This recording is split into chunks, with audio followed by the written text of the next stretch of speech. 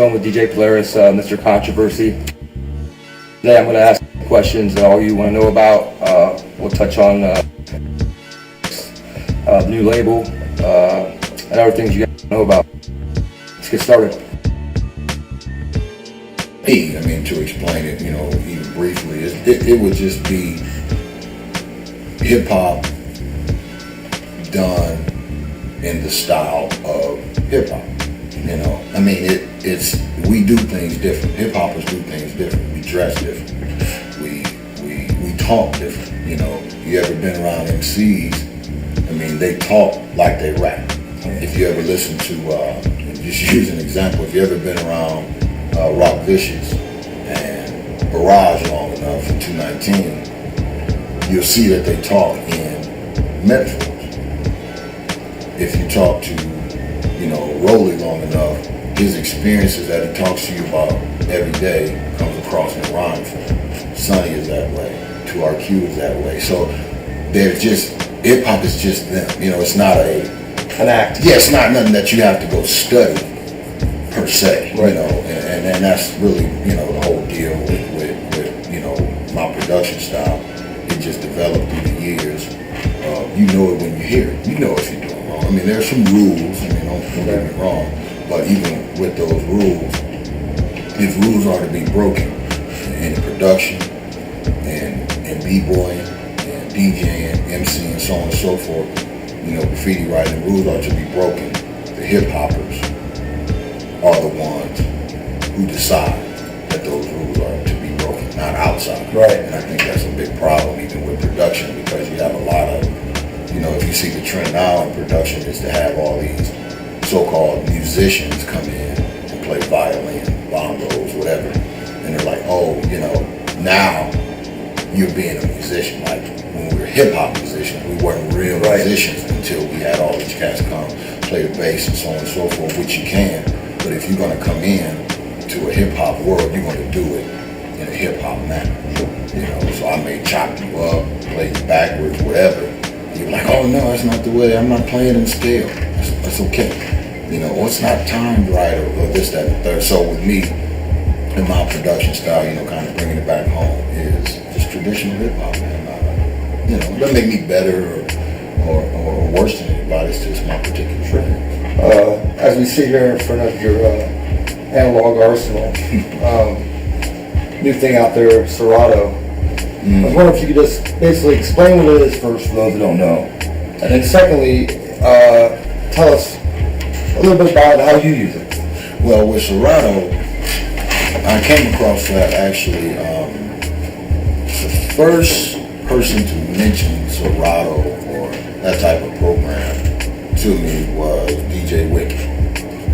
And definitely shout out to Wicked, no doubt. He was like, oh, yo, it's this program, blah, blah, blah, and explained it.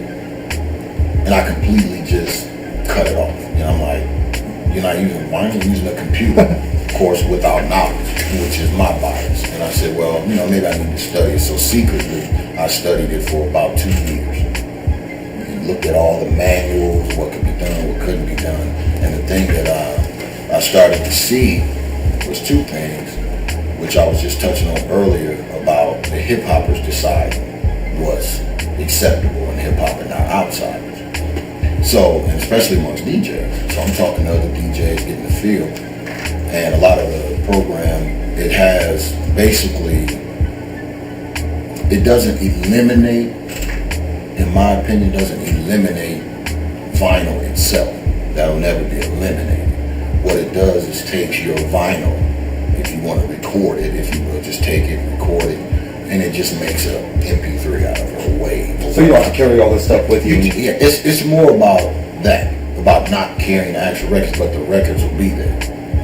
Now my thing is, as hip-hop DJs, what makes us who we are is our degree of difficulty.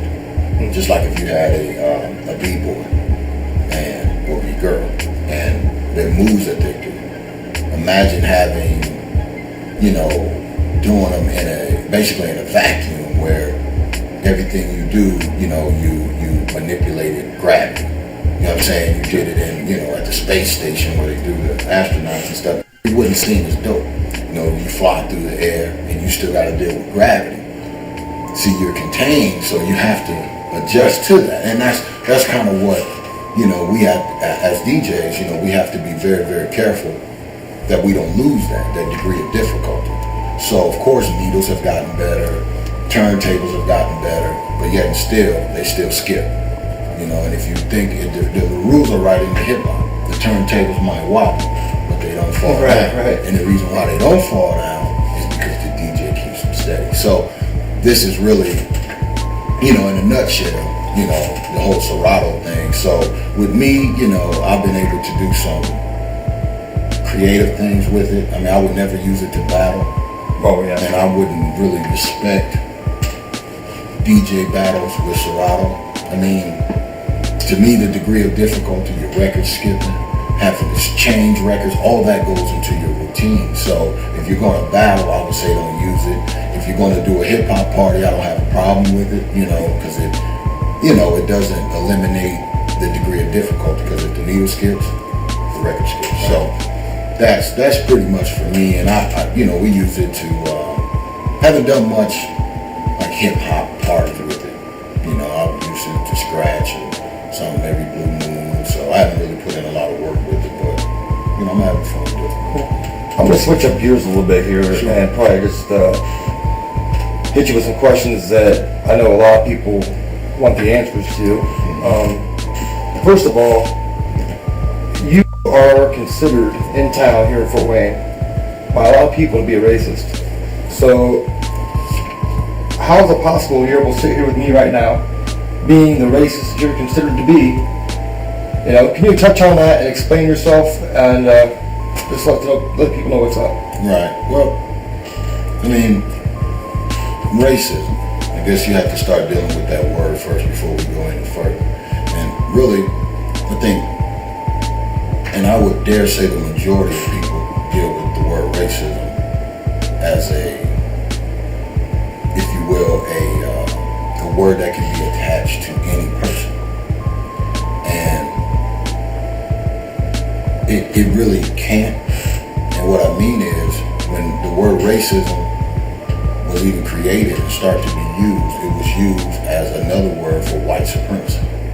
This is when things like, you know, or people, if you will, like Hitler and all these different people, and just showing that around the globe, a person having power to change a person's socio, political, economic situation.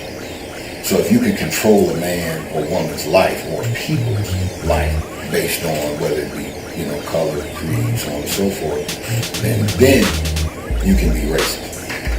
And for someone to call me racist, be it a black person, white person, red person, so on and so forth, to call me racist, they would be incorrect.